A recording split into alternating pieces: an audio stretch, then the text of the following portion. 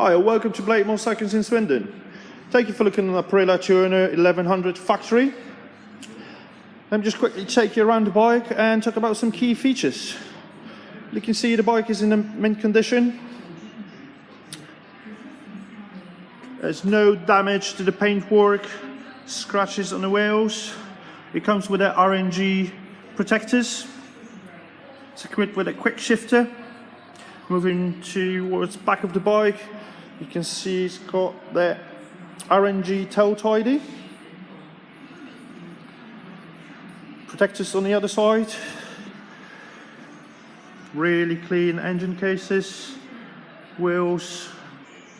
This model comes with a traction control, which you can change it on the fly. ABS, different ride modes. Also has got different clutch and brake levers.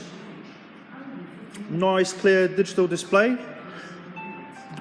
Bike has covered 5,409 miles.